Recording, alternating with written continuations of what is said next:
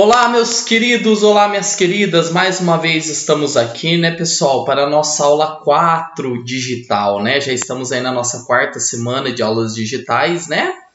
E na sequência, pessoal, o que nós vamos falar hoje? É uma continuidade da aula 3 da semana passada, né?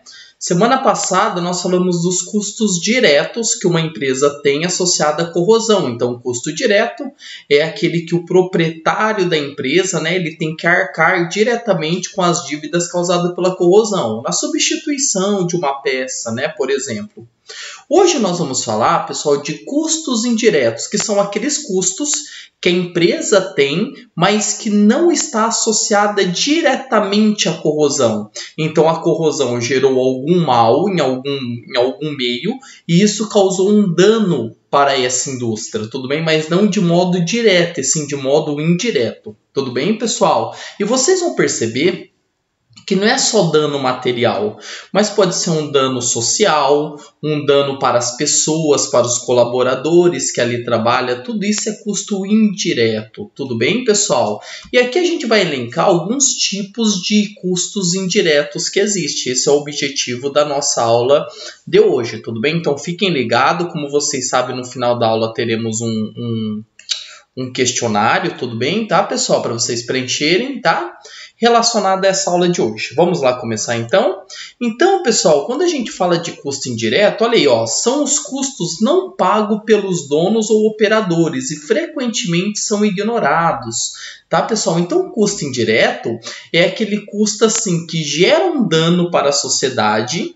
Pode ser que a empresa até arque com alguma coisa, com algum problema, né? Mas que não esteja diretamente, que eles não acreditam que esteja ligado diretamente com a corrosão, né? Então você vai perceber que custo indireto às vezes é um dano causado para a sociedade, causado para o patrimônio, né?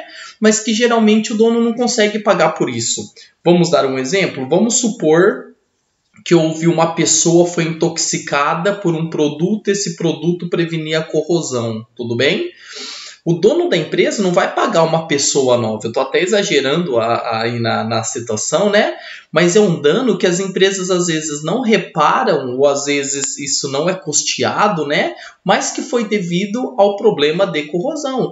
Então, o custo indireto são aqueles que não é só dar o dinheiro, o dono paga, né? Tem que se provar que estava associado com a corrosão.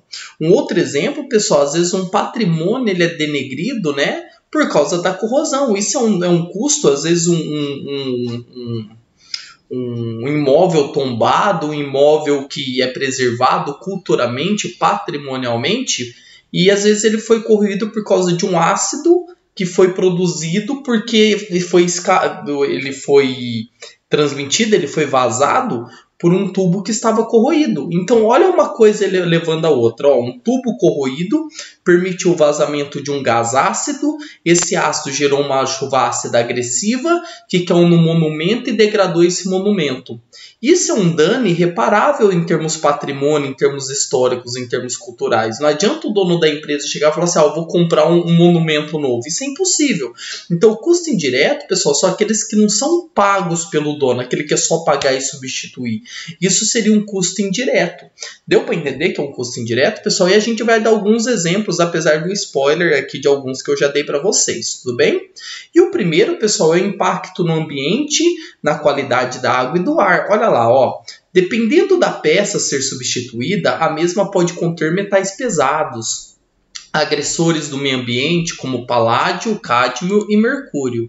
Tais metais podem afetar e interferir nos equilíbrios ecológicos e gerar gases tóxicos que afetam a qualidade do ar e da água. Pessoal, nós tivemos aí 2 grandes acidentes, né, na barragem de Mariana e de Brumadinho, né? E ambos elas houve um rompimento da barragem. Alguns legistas, né, até alegaram que poderia ser uma corrosão na estrutura da barragem e vazou e permitiu com que o rompimento da barragem jogasse metais pesados para o meio ambiente. Pessoal, olha o dano ecológico que pode ter sido gerado por um problema de corrosão. Não adianta a Samarco lá, que foi a empresa responsável pelo, né, que estão provando aí que foi responsável aí pela barragem, pagar, indenizar, porque o dano ecológico, o dano ambiental causado, ele é muito maior. Então isso é um custo indireto, entendeu? Então ela não pode ser pago pela empresa. A empresa não pode chegar e falar assim, ó, eu vou pagar X para reparar tudo que eu causei para o meio ambiente. Entendeu, pessoal? Então isso é um custo indireto. Beleza? Então, isso que eu estou falando, pessoal, ainda foi uma das hipóteses, né, desse rompimento da barragem ter sido causado pela deterioração da estrutura da mesma, né? Mas ainda está em prova, ainda está em legista, eles estão pesquisando isso ainda. Então, pessoal, isso está diretamente ligado a um problema de custo indireto, tudo bem? Então, o impacto do ambiente, da água, a qualidade do ar. O ar está muito associado, principalmente, a vazamento de substâncias tóxicas que podem gerar resíduos, e esses resíduos podem causar um dano ambiental também, né? Você percebe, pessoal, algumas cidades muito industrializadas, Pequim, Xangai, na China, né? São regiões que há uma névoa de poluição muito grande que traz muitos problemas respiratórios, né? E muito desse vazamento pode ser, não estou falando que é, mas pode ser devido ao escape de um gás, devido a um problema de corrosão nas tubulações. Então perceba que a corrosão, pessoal, ele não traz um problema só, um custo só direto, também traz um custo indireto para a empresa. Tudo bem, gente? Continuando, ó.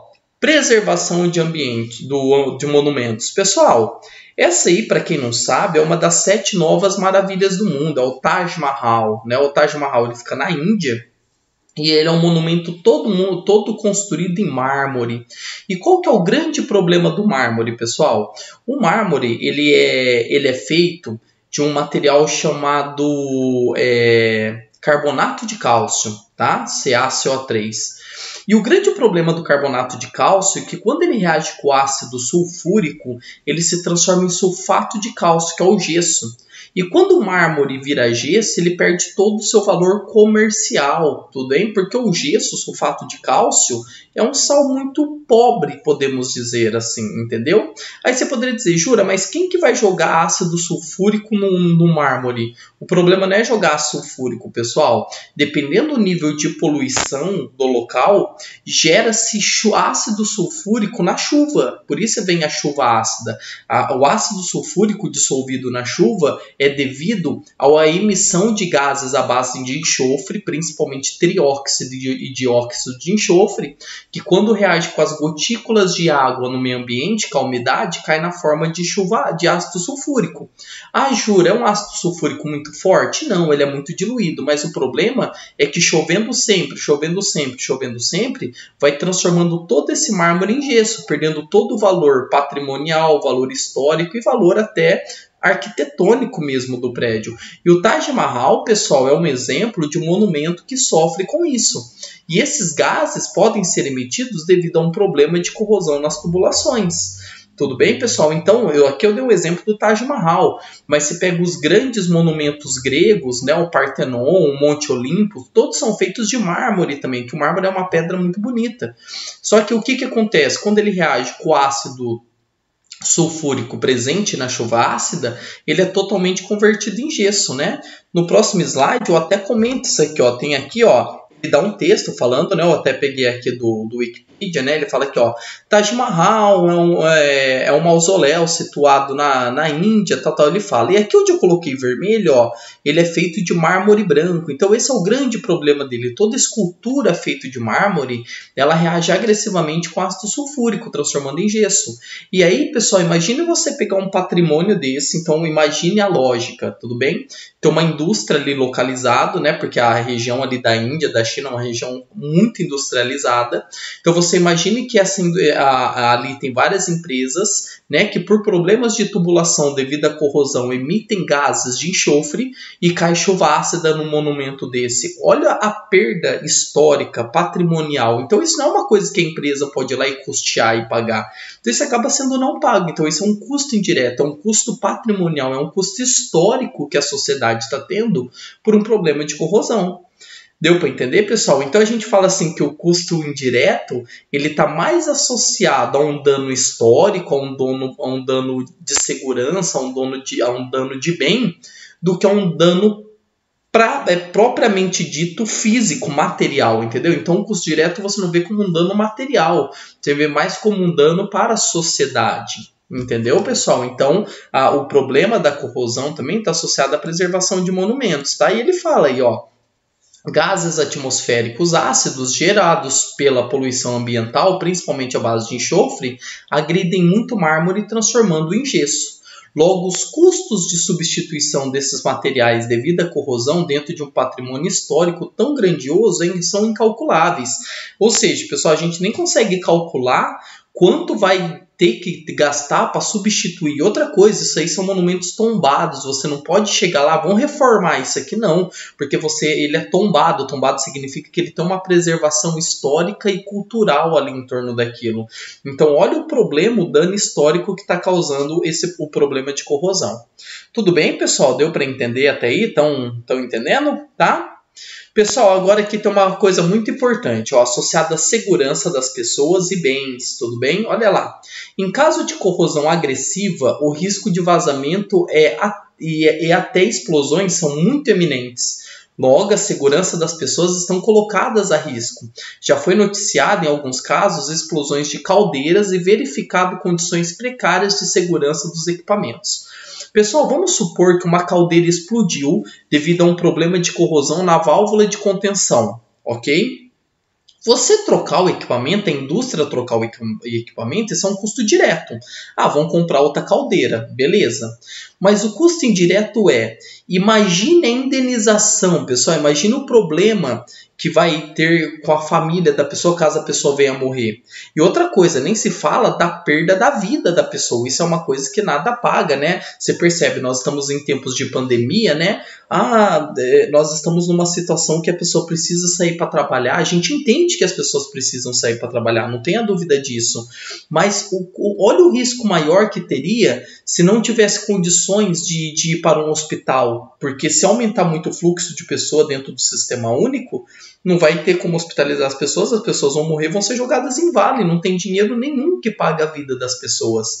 Então, fazendo uma analogia, pessoal, imagina uma pessoa que perde a vida, como você vai pagar a vida da pessoa? Então, isso é um custo indireto, entendeu? Causado por quê? Por um problema de válvula de corrosão, entendeu, pessoal? Então, ele até vocês vão perceber nos próximos slides até algumas notícias de válvulas que são rompidas, problemas de corrosão dentro da empresa que gera até a morte das pessoas. Isso é um custo indireto, porque você não consegue pagar uma vida nova, tá bom?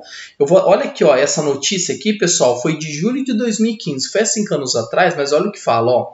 Válvula pode ter provocado explosão em caldeira na Paraíba. Perícia da Polícia Civil diz que só pode apontar causa depois de exames. 2 pessoas morreram e 13 foram hospitalizadas após a explosão. Pessoal, e aí ele traz a notícia que ele fala, ó, uma falha na válvula de segurança pode ter provocado a explosão de uma caldeira em uma fábrica de alimentos na segunda-feira, na cidade de Sousa, no sertão paraibano, de acordo com o tenente do Corpo de Bombeiro. A observação foi feita após o trabalho da perícia, onde 2 pessoas morreram e 13 feridas. O lado oficial da perícia, que está sendo feito por peritos da Polícia Civil, tem 10 dias de prazo para ser concluído, mas o prazo pode ser ampliado se a equipe sentir a necessidade de novos exames. Segundo o perito criminal, a válvula que o bombeiro faz referência foi recolhida na quarta e ainda vai passar por análise. A peça foi arremessada a mais de 100 metros da caldeira e o perito explicou que só é possível apontar alguma causa para a explosão depois de todas as análises foram concluídas. Até a qualidade da água está sendo avaliada, porque ela pode ter provocado corrosão do material da caldeira. Pessoal, então olha lá, ó, a água utilizada na caldeira pode ter causado a corrosão da válvula. Isso fez com que explodisse a caldeira e deixasse 13 pessoas feridas e 2 mortas. Pessoal, isso é um preço incalculável, matou 2 pessoas, isso aí vai trazer dano à família, tristeza à família, isso é coisa que a empresa não pode ir lá pagar. Entendeu? Não pode comprar a vida da pessoa, e tudo devido à corrosão, né? Na avaliação do tenente, no entanto, a válvula teria falhado e não suportado a pressão da máquina. Depois de analisarmos alguns documentos e o local, abrimos para a possibilidade de falha na válvula de segurança da cadeira, da caldeira, perdão, já que foi constatado que ela já é um pouco antiga. Então, pessoal, perceba que a primeira coisa que os peritos avaliam quando há um acidente desse problema, quando há rompimento de barragem, destruição de pontes metálicas, estouros de caldeiras, a primeira coisa que os peritos analisam, a qualidade dos produtos que estavam ali e das peças, associando à corrosão. Então, a corrosão, pessoal, nessa aula, o objetivo maior dela é enfatizar para vocês a importância, ok? A importância de nós estarmos lidando com a corrosão, de prevenir essa corrosão. Deu para entender, pessoal? Então que fique bem claro isso, beleza? Olha lá, ó. Vazamentos de gases tóxicos provocados por equipamentos corroídos pode gerar uma poluição e degradação da qualidade do ar e das águas na região. Consequentemente, muitos problemas de saúde pública podem estar associados a isto. Pessoal, eu vou até fazer um adendo aqui nesse momento para vocês. Quem nunca teve oportunidade de assistir, assistam o filme Erin Brockovich, Uma Mulher de Talento. Vocês já devem ter assistido, que se eu não me engano no primeiro módulo a professora Terezinha passa para vocês, né? Quem não assistiu, assista, pessoal, mas eu queria que vocês assistissem, apesar de ter toda uma dramaticidade ali associada ao filme, é um filme muito legal, tá? Com a Julia Roberts, é um filme baseado em fatos reais, beleza? Mas eu quero que vocês dêem um entorno à questão técnica do filme, onde ela, a Erin Brockovich, só para vocês entenderem, tá? Ela é uma mãe solteira que ela arranja um emprego no escritório de advocacia e ela vai a fundo para descobrir um caso que está acontecendo numa região dos Estados Unidos, onde muitas pessoas estão desenvolvendo câncer e não sabem o motivo.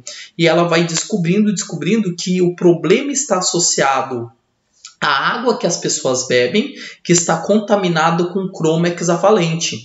E o cromo hexavalente ele é usado nos motores para não causar a corrosão. Então os motores trabalham em alta pressão, joga água para resfriar esses motores e o cromo está ali para evitar a ferrugem. Só que parte desse cromo estava sendo jogado na água e as pessoas bebendo essa água com cromo hexavalente desenvolvendo câncer. Mas isso ela vai descobrindo no desenrolar do filme. Pessoal, tudo bem? Então, deu para entender? Então perceba, para quem for assistir o filme depois, pessoal, vocês vão perceber no desenrolar quantas pessoas estão tendo problema de saúde ou algumas até mortas devido a esse problema de exposição ao cromo hexavalente, consequentemente gerado porque a indústria utilizava ele para prevenir uma corrosão. Então isso é um custo indireto, a empresa não consegue, a empresa pode até indenizar depois vão assistir o filme que gera uma indenização e tal, tá?